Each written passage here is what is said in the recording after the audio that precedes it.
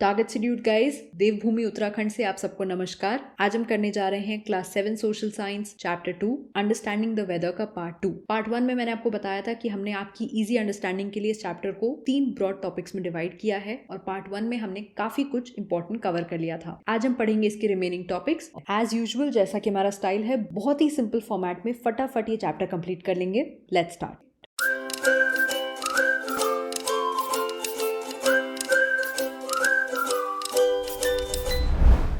Next we have atmospheric pressure. तो इसके पहले जो दोनों हमने डिस्कस किए, टेम्परेचर और रेनफॉल, ये तो वो चीजें हैं जो हमारी बॉडी को बहुत ही आराम से मालूम पड़ जाती हैं। लेकिन एटमॉस्फेरिक प्रेशर हर समय हमें नहीं मालूम पड़ता। लेकिन कभी कभी ऐसा होता है कि जब आपको वेदर जो है वो बहुत ही हैवी लगता है। ऐसा जनरली तब होता है जब उसके बाद थंडर स्टॉर्म आने वाला है, बहुत ज्यादा बारिश होने वाली है और तूफान आने वाला होता है। उसके पहले हमें लगता है कि हाँ, वेदर जो है वो थोड़ा हैवी लग रहा है। This is related to atmospheric pressure. जैसा कि मैंने बताया, atmospheric pressure is the pressure जो हमारे आसपास की हवा हम पर एक्सर्ट करती है। अच्छा, मुझे बताइए, अगर एटमॉस्फेरिक प्रेशर में बहुत सारा वाटर वेपर हो जाएगा, ह्यूमिडिटी बढ़ जाएगी, तो ऑब्वियस सी बात है एटमॉस्फेरिक प्रेशर भी बढ़ जाएगा, क्योंकि उसमें ज्यादा ह्यूमिडिटी होगी, ज्यादा पानी होगा, ज्यादा वाटर वेपर होगा, तो उसका वेट भी ज्यादा होगा, तो हमें एटमॉस्फेरिक प्रेशर ज्यादा लगेगा। इसीलिए सी कोस्ट के आसपास जनरली एटमॉस्फेरिक प्रेशर ज्यादा होता है, और जैसे जैसे आप पहाड़ में ऊपर की तरफ जाते हो, एटमॉस्फेरिक प्रेशर कम होता जाता है। क्यों? क्योंकि हवा जो है वो थिन होने लग जाती है। नीचे प्लेन से कंपेयर्ड माउंटेन्स के ऊपर हवा थिन होती है। हवा थिन होगी, इसका मतलब उसमें मॉलिक्यूल्स कम होंगे, तो उसका वेट भी कम होगा। जब हवा थिन होगी, उसमें ज्यादा मॉलिक्यूल्स नहीं होंगे, तो वो उतना प्रेशर नहीं लगा पाएगी। सही बात है ना? तो इसका मतलब हम कहेंगे एटमॉस्फेरिक प्रेशर जो है वो रिड्यूस होता है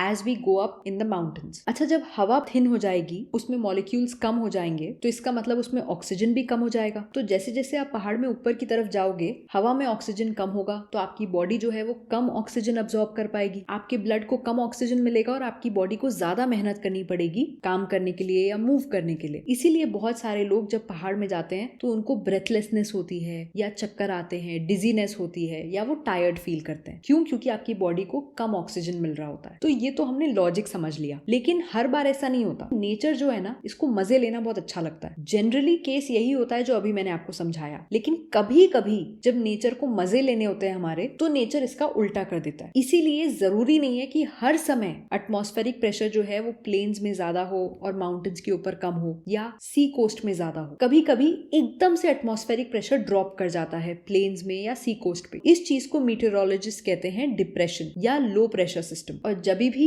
ये डेवलप होता है, उसके बाद कोई स्टॉर्म या साइक्लोन आता है। बहुत ही सिंपल चीज है, इजी वे में इसको समझ लेते हैं। मैंने आपको बताया नॉर्मली क्या केस होता है, सी कोस्ट के पास या प्लेन्स में ज्यादा एटमॉस्फेरिक प्रेशर होता है। जब आप पहाड़ के ऊपर जाते हो तो एटमॉस्फेरिक प्रेशर कम होने लगता है। ठीक है ना? ये होता है नॉर्मल सिनेरियो। लेकिन कभी कभी उल्टा हो जाता है। कभी कभी सी कोस्ट के पास या फिर प्लेन्स में एकदम से एटमॉस्फेरिक प्रेशर रिड्यूस हो जाता है। जब ऐसा होता है तो इसको साइंटिस्ट कहते हैं डिप्रेशन या लो प्रेशर सिस्टम। और जैसे ही ये होता है, उसके बाद साइक्लोन या स्टॉर्म आता है। ऐसा क्यों होता है ये आप हायर क्लासेस में पढ़ोगे। बहुत ही एकदम लॉजिकल और साइंटिफिक रीजन है इसका। लेकिन फिलहाल हम आगे बढ़ते हैं और ये देखते हैं कि हम एटमॉस्फेरिक प्रेशर को कैसे मेजर कर सकते हैं। एटमॉस्फेरिक प्रेशर को मेजर करने के लिए हम जो इंस्ट्रूमेंट यूज करते हैं उसको हम कहते हैं बैरोमीटर। जैसा कि हमने थर्मोमीटर के केस में पढ़ा था, बहुत सारे तरह के बैरोमीटर्स भी होते हैं और ये एटमॉस्फेरिक प्रेशर को मेजर करते हैं इन टर्म्स ऑफ मिली बार। जैसे टेम्परेचर को हम मेजर करते हैं डिग्री सेल्सियस में या डिग्री फ़ारेनहाइट में, वैसे ही एटमॉस्फेरिक प्रेशर को हम मेजर करते हैं मिली बार में, जिसको हम लिखते हैं MB। यूजुअली जो नॉर्मल एटमॉस्फेरिक प्रेशर होता है सी कोस्ट के आसपास, वो होता है 1013 MB। और अगर प्रेशर 1000 मिली बार से नीचे चला जाता है तो उसको हम कहते हैं डिप्रेशन। इसीलिए जो भी लोग ऐसी जगहों पे जाते हैं जहाँ पे ज्यादा ऊंचाई होती है, उनको कहा जाता है कि वो एक बार में डायरेक्टली वहां जाने के बजाय रुक रुक के पॉजेज लेके वहां पे जाएं, जिससे उनकी बॉडी अक्लिमेटाइज हो पाए। अक्लिमेटाइज का मतलब होता है adjust to a new climate और अ न्यू कंडीशन। तो फॉर एग्जाम्पल, जैसे हमारे आर्मी पर्सनल होते हैं, वो बहुत ही डिफिकल्ट टेरेन में हाई ऑल्टीट्यूड जगहों पे सर्व करते हैं। जैसे लद्दाख में एक जगह है खरदुंगला, जो सी लेवल से 5600 मीटर्स ऊपर है, मतलब 18,380 फीट ऊपर ऊपर। It is the highest motorable road in the world, मतलब पूरे वर्ल्ड की सबसे हाईएस्ट रोड है जहां पे आप गाड़ी चला सकते हो। वहां पे ऑक्सीजन लेवल काफी ज्यादा कम हो जाता है। Atmospheric pressure generally is only 650 millibar. Imagine, इतना ज्यादा कम होता है। तो ऐसी जगहों पे हमारे जो आर्मी पर्सनल हैं वो कैसे रहते भी हैं और साथ में काम भी करते हैं। इतनी भारी गन्स, इतने भारी पैक्स उठा के काम भी करते हैं, अलर्ट भी रहते हैं, हमारे बॉर्डर्स को प्रोटेक्ट भी करते हैं, अपनी ड्यूटी भी पूरी करते हैं, और इतने ज्यादा डिफिकल्ट टेरेन में। ये इमेजिन करना ही इतना मुश्किल है। लेकिन अब आपको समझ में आ रहा होगा कि क्यों कहा जाता है कि ऐसी हाइट्स पे जाने से पहले धीरे धीरे आप पहले कहीं पे एक बेस बनाओ, कुछ टाइम वहां पे रहो, फिर थोड़ा सा ऊपर जाओ, फिर थोड़ा टाइम वहां पे रहो। ये इसलिए किया जाता है जिससे आपकी बॉडी जो है वो नए क्लाइमेट के लिए एडजस्ट हो जाए, अक्लिमेटाइज हो जाए। सो यू कैन सी कि एटमॉस्फेरिक प्रेशर को हम डेली महसूस नहीं करते हैं, लेकिन वो काफी ज्यादा इंपॉर्टेंट होता है। हमारा जो फोर्थ एलिमेंट है वो है wind. Wind is the movement of air from high pressure areas to low pressure areas. Wind हमेशा हाई प्रेशर एरिया से लो प्रेशर एरिया की तरफ जो एयर का मूवमेंट होता है उसको हम विंड कहते हैं। और विंड की दो इंपॉर्टेंट चीजें होती हैं, स्पीड और डायरेक्शन। यही दोनों चीजें मेजर करने वाली होती हैं और यही दोनों चीजें हेल्प करती हैं हमें वेदर फोरकास्टिंग में। विंड का डेटा इसलिए बहुत ही इंपॉर्टेंट होता है क्योंकि जो एयर पायलट्स होते हैं या जो सेलर्स होते हैं उनको इसकी बहुत जरूरत पड़ती है। Why? Because wind is very very important for flying और सेलिंग। फार्मर्स के लिए भी विंड का डायरेक्शन और स्पीड इंपॉर्टेंट होता है, जिससे उनको मालूम पड़ पाए कि बारिश जो है वो कहाँ से आ रही है। और अगर बहुत ज्यादा तेज विंड होती है तो वो सॉइल को जल्दी ड्राई कर सकती है, तो उनको प्लांट्स को ज्यादा पानी देना होगा। तो हमें ये तो मालूम पड़ गया कि विंड का जो स्पीड और डायरेक्शन है वो बहुत ही इंपॉर्टेंट है। लेकिन अब हम उसको मेजर कैसे करते हैं? एक इंस्ट्रूमेंट होता है जिसको हम कहते हैं विंड वेन या फिर वेदर वेन। बहुत ही सिंपल सा इंस्ट्रूमेंट होता है। इसके रोटेटिंग आर्म होते हैं जो घूमते रहते हैं, और एक तरफ एक पॉइंटर होता है और दूसरी तरफ उसका टेल होता है। जब भी हवा चलती है तो उसका जो टेल है वो पुश हो जाता है। टेल दिखाता है कि हवा कहाँ से चल रही है और पॉइंटर दिखाता है कि हवा किस डायरेक्शन में जा रही है। तो अगर हल्की सी ब्रीज भी चलती है तो विंड वेन उसका डायरेक्शन दिखा देता है। विंड वेन से ही मिलता जुलता एक दूसरा इंस्ट्रूमेंट होता है जिसको हम कहते हैं विंड सॉक, इसलिए क्योंकि ये सॉक्स जैसा दिखता है। ये भी वही चीज करता है, बस इसमें एक पॉइंटर और टेल होने के बजाय एक सॉक जैसा होता है। जिस डायरेक्शन में हवा चलती है, सॉक जो है उसके अंदर हवा भर जाती है और वो वही डायरेक्शन दिखाने लग जाता है। विंड सॉक जो होता है ये जनरली एयरपोर्ट्स पे आपको मिलेगा और ये पायलट्स को बताता है कि विंड का डायरेक्शन किस तरफ है, जिससे पायलट्स की हेल्प हो सके during take off and landing. इसी तरह से इंडस्ट्रीज जो हैं वो भी विंड सॉक्स यूज करती हैं, जिससे उनको मालूम पड़ पाए कि विंड का डायरेक्शन किस तरफ है और कोई भी ऐश या गैसेस जो इंडस्ट्री से निकल रही है वो किस डायरेक्शन में जा रही है। क्योंकि इंडस्ट्रीज के आसपास लोगों के घर भी होते हैं, तो इंडस्ट्रीज चाहेंगी कि ऑफ कोर्स जो गैसेस या ऐश निकल रही है इंडस्ट्री से वो लोगों के घर की तरफ ना जाए। तो ये तो बात हो गई विंड के डायरेक्शन की। एक दूसरा इंस्ट्रूमेंट होता है जिसको हम कहते हैं एनेमोमीटर, जो मेजर करता है विंड का direction as well as wind speed. इसमें 3 या 4 मेटल कप्स होते हैं जो एक पतले से वर्टिकल शाफ्ट पे लगे होते हैं। जब हवा चलती है तो ये मेटल कप्स रोटेट करते हैं। जितनी ज्यादा स्ट्रॉन्ग हवा होती है उतनी ज्यादा तेज ये मेटल कप्स रोटेट करते हैं। नीचे एक मीटर लगा होता है जो ये काउंट करता है कि एक सर्टेन टाइम पीरियड में कितने ज्यादा रोटेशंस हुए, और इससे कैलकुलेट हो जाती है wind speed in kilometres per hour. जितने ज्यादा रोटेशंस उतनी तेज विंड स्पीड।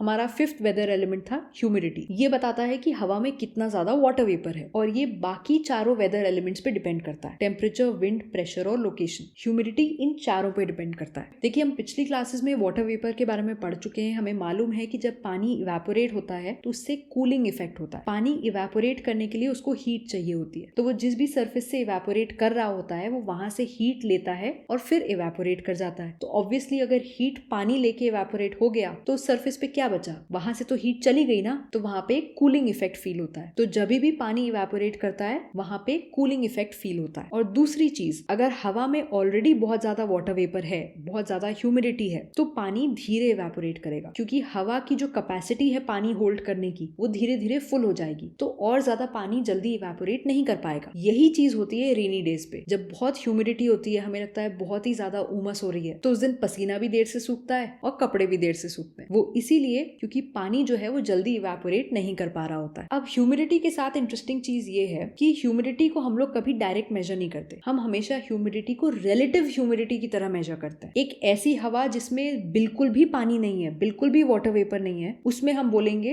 इसका ह्यूमिडिटी लेवल है 0%। वैसे ये इम्पॉसिबल है नेचुरल कंडीशंस में, ऐसी कोई जगह नहीं होती पूरे अर्थ पे जहां पे ह्यूमिडिटी 0% हो। इसी तरह से अगर एयर में ह्यूमिडिटी 100% है, अगर एयर पूरी तरह से वाटर वेपर से सैचुरेटेड सैचुरेटेड है, मतलब एयर और वाटर वेपर होल्ड ही नहीं कर सकता, तो हम कहेंगे ह्यूमिडिटी है 100%। ये भी जनरली नहीं होता है। तो हमारी नॉर्मल लाइव्स में जो ह्यूमिडिटी होती है वो इस रेंज के बीच में कहीं ना कहीं होती है। जब ड्राई वेदर होता है उसमें हमारी रिलेटिव ह्यूमिडिटी होती है अराउंड 20 to 40%, और जब हमें लगता है कि ह्यूमिड वेदर है, मतलब उमस है, तो उस समय रिलेटिव ह्यूमिडिटी लेवल्स होते हैं अबाउट 60 to 80%। तो अगर दिल्ली में ह्यूमिडिटी है 52% और कोची में रिलेटिव ह्यूमिडिटी है 84%, तो आप बताओ कहाँ पे गीले कपड़े जल्दी सूखेंगे और कहाँ पे लोगों को पसीना ज्यादा आएगा, अज्यूमिंग कि दोनों जगह का टेम्परेचर सेम है। ऑब्वियस सी बात है, दिल्ली में ह्यूमिडिटी कम है, मतलब हवा में जो वाटर वेपर है वो भी कम है, तो हवा के अंदर कैपेसिटी है कि वो अपने अंदर और वाटर वेपर अब्सॉर्ब कर सकती है। इसीलिए गीले कपड़े जो हैं वो दिल्ली में जल्दी सूख जाएंगे एज कम्पेयर टू कोची, जहाँ की एयर ज्यादा सैचुरेटेड है और वो ज्यादा जल्दी और वाटर वेपर अपने अंदर नहीं अब्सॉर्ब कर सकती। इसी तरह से लोगों को पसीना कहाँ ज्यादा आएगा, कोची में, क्योंकि वहाँ हवा में इतना ज्यादा वाटर वेपर है, इतनी ज्यादा ह्यूमिडिटी है कि लोगों का जो पसीना है वो जल्दी इवेपोरेट नहीं होगा and people will feel more sweaty. समझ आ रहा है? बहुत ही सिंपल कॉन्सेप्ट है, अगर आप लॉजिकली समझ जाओ तो फिर इसमें कुछ है ही नहीं, फुल मार्क्स आने से कोई नहीं रोक सकता। तो ये तो हमने समझ लिया कि ह्यूमिडिटी जो होती है हम उसको कैसे एक्सप्लेन करते हैं, लेकिन अब हम उसको मेजर कैसे करते हैं। इसके लिए हम एक इंस्ट्रूमेंट यूज करते हैं जिसको कहते हैं हाइग्रोमीटर। बहुत सारे तरह के हाइग्रोमीटर्स होते हैं डिपेंडिंग ऑन कि वो कौन से प्रिंसिपल पे बेस्ड है, और ह्यूमिडिटी को मेजर करना बहुत ही इंपॉर्टेंट होता है स्पेशली इंडस्ट्रियल प्रोसेसेस के लिए, जैसे कि फूड प्रोसेसिंग। अगर ह्यूमिडिटी लेवल्स बहुत ज्यादा होंगे तो खाना जो है वो जल्दी खराब हो जाएगा। इसी तरह से म्यूजियम्स जो हैं वो भी अपने ह्यूमिडिटी लेवल्स को मॉनिटर करते हैं, क्योंकि उनको एक ड्राई एनवायरनमेंट मेंटेन करना जरूरी होता है, वरना म्यूजियम के पास जो भी आर्टिफैक्ट्स हैं वो सब जल्दी खराब हो जाएंगे बिकॉज ऑफ वाटर वेपर।